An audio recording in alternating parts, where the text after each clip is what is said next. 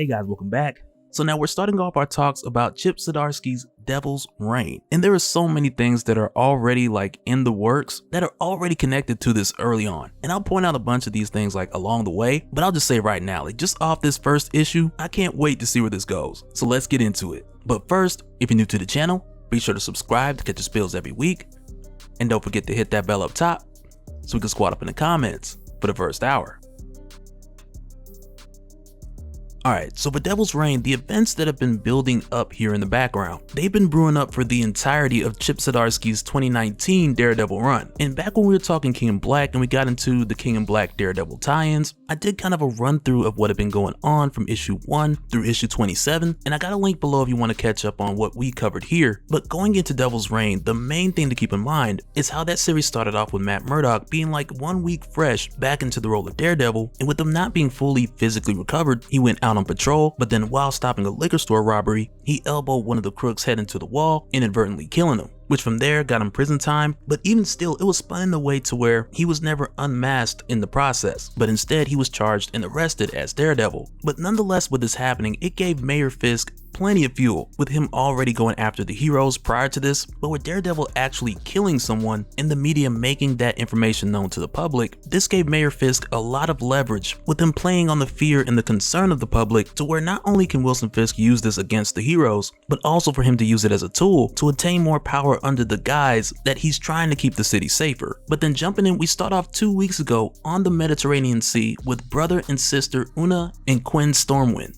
who prior to this in the previous Daredevil series, we had seen that they were working with Wilson Fisk, but the motive of the Stormwind family, it goes much further beyond them just getting Wilson Fisk in the seat of mayor, because they wanted to cause a bunch of trouble in Hell's Kitchen in order to lower the property value so that they can just buy it all out. But it's here where we start off with their conversation, and they're talking about how they put Mayor Fisk into office, and with them heading into an election year, they're playing with the idea of whether they should help Fisk get reelected or if it's time for them to bring in someone new. But then after that, we then go to 1 week ago with Daredevil meeting up with Mayor Fisk. And by the way, about Mayor Fisk, there was one thing that happened after our talks where we went up to issue 27, because prior to this, Wilson Fisk got married to Typhoid Mary, which is recently where things had left off from the previous Daredevil series, but on their honeymoon within the series finale, to where we also got the cliffhanger that leads us into Devil's Reign. But it was there on their honeymoon while they were at Mayor Fisk's summer home, I think it was, and he was going through some files out of his safe, to where he then found a folder that was labeled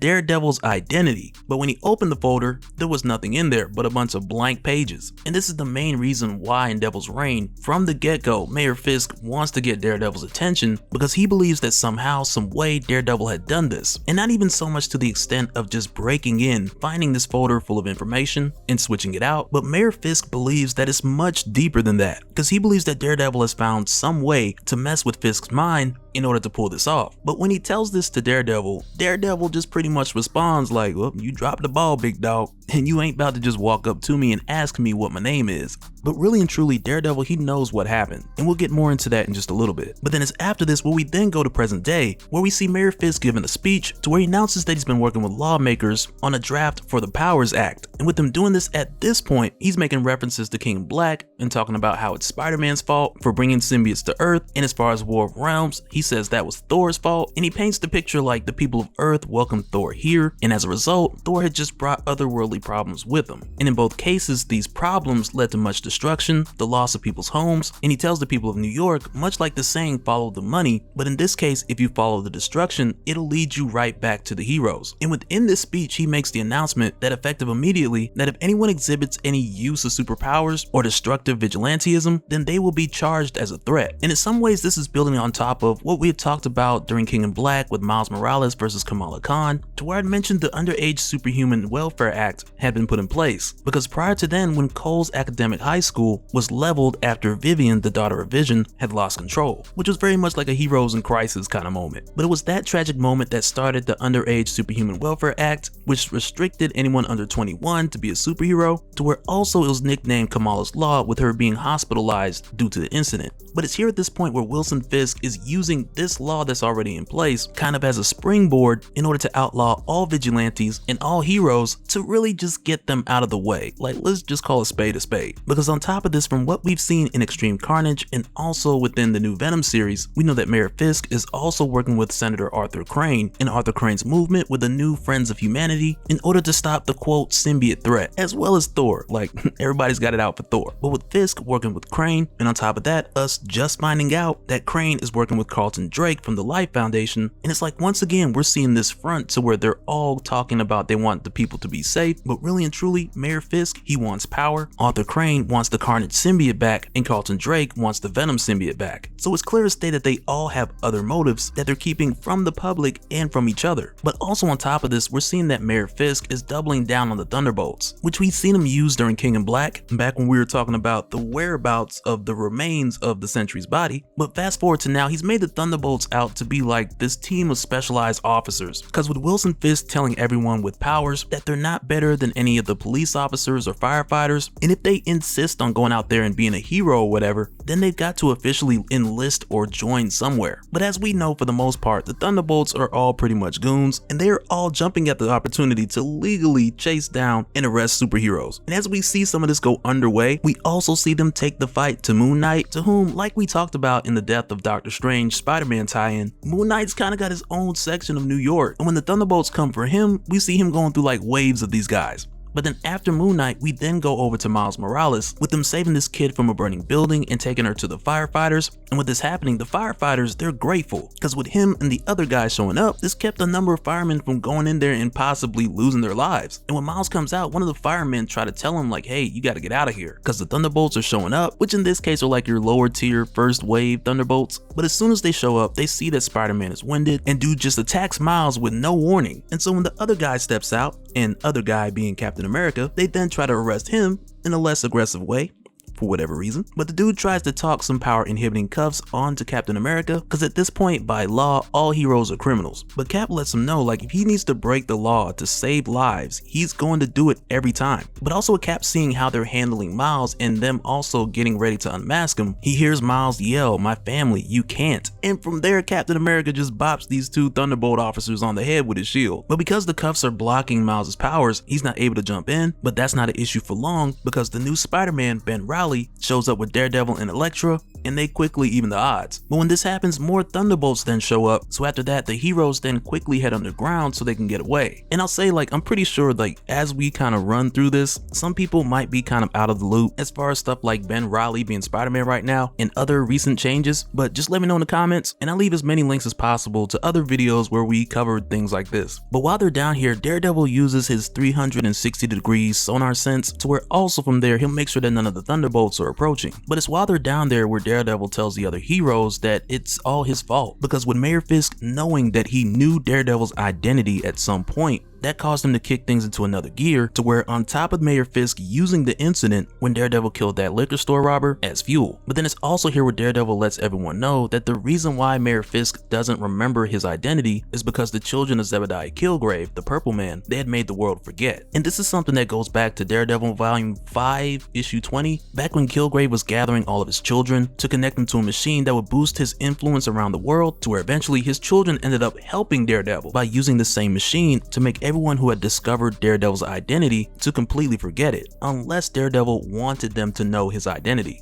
And since then, we'd seen this in some cases, like with Foggy, to where for him, when Matt revealed his identity again, initially Foggy was shocked, but then shortly after, all the memories came back to him. So it's kind of like a moment like, wow, you're Daredevil. Wait a minute, I knew that. But this was something that had taken place back from Charles Soule's run. But with Daredevil telling the others why he believes all of this is his fault, and that he believes that he should just tell Mayor Fisk his identity, and Captain America tells him, like, don't even think about it, because everything that Mayor Fisk is doing, he would have been doing it anyway. And if Daredevil makes this attempt and sacrifices himself for the greater good, Mayor Fisk is not gonna just suddenly stop. And Cap tells him, like, don't give in to Mayor Fisk, not now, not ever, because once you do, he'll take it all. And really, even though the heroes don't know like the full full details of the motives of Mayor Fisk, it's still pretty obvious, and like even in a general sense, that he's doing more harm than good and that he's risking innocent lives. But then after this, we then jump over to the Baxter Building, where Homeland Security has made their way in, and they're waving around warrants talking about, we got reason to believe that you guys are harboring weapons of mass destruction. And they've pretty much been given the clearance to search and seize anything that they find. But before Reed Richards can fully express that the Fantastic Four has long since had an agreement with the government, Doc Ock hits them with the power dampeners before Reed and Sue can use their powers and escalate the situation. And when this happens, Reed tells Doc Ock like he didn't figure him as someone who would work for Mayor Fisk. And Doc Ock doesn't even try to hide it, because he did some digging to find out what some of the things that Reed was working on in his lab, and with doing so he waved the red flag to get the Fantastic Four arrested, so from there Doc Ock can pretty much take that research for himself. But just before Reed and Sue are taken into custody, Sue's able to get Ben and Johnny a message upstairs by triggering code X7 and giving the two of them the heads up to get Valeria and Franklin out of there. But even at this point, you have some of the Thunderbolt officers who have made their way up to the room, and when they kick in the door and just start blasting, and even with Franklin and Valeria there, and Ben just loses it. He's like, y'all gonna shoot at some kids?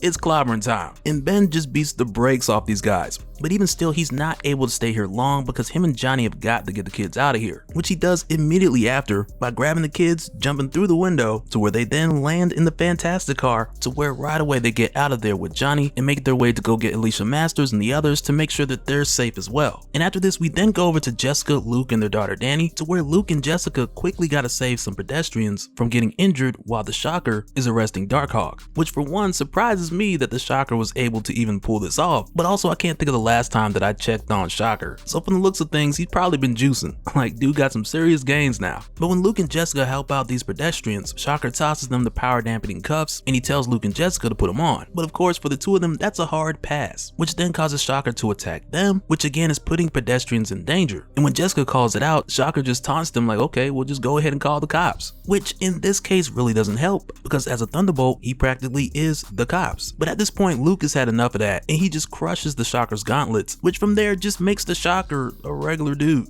Like at this point he's just shocked and helpless. But when this happens and Luke Cage takes him down, a number of people are filming all of this happening on their phones. And when Luke sees this, he then sends out a message that's directed really at his fellow New Yorkers, letting them know that all of this is wrong and that Mayor Fisk is just doing all of this so that he can have power over the heroes. But truth be told, it's the people of the city who have the real power. And Luke lets them all know like he's not Captain America, he's not Mr. Fantastic, but instead he's just a New Yorker like the rest of them. And it's for that reason why he's gonna always do what New Yorkers do, which is help someone if he sees that they need help. And after that, he sends a message to Mayor Fisk saying if he wants to stop him, then he can come and try. And when he makes this speech, like you can just tell how proud Jessica looks, but then when they get home, she just like, that was stupid. Like you just had to go make a speech. And she's surprised that the police ain't already at their house waiting on them. But with them heading home to quickly grab a few things so they can rush out of town and get Danny somewhere safe, and as soon as they step outside, they run into Tony Stark, who's laying low and kind of slumming it in a Lamborghini Huracan. But with Tony just popping up and meeting them outside, he lets them know that they have to take Mayor Fisk down the legitimate way and the old-fashioned way, which also calls for a ton of money. But to do this, Tony lets them know that he's going to run for mayor. But aside from this, we also get a brief moment where Mayor Fisk goes to see Byron Ferris, who's the son of Wilson Fisk as a result of his affair with Stella Ferris. But at this point, Byron, or Butch, he's effectively taken Wilson Fisk's former seat as Kingpin. And with his father coming here, Mayor Fisk is trying to tell him that what he's doing for the city, he's also doing for his son, with getting heroes out of the way, making it easier for the Kingpin. But with saying this, Butch, he just goes off, because essentially Mayor Fisk, he's just poking the bear. And in the case of the heroes, it's a lot of bears. And Butch believes that this whole thing is going to come back and bite Mayor Fisk eventually. But Mayor Fisk leaves, telling Butch that he doesn't have to see it now, but with time, Butch will realize that this is better for him.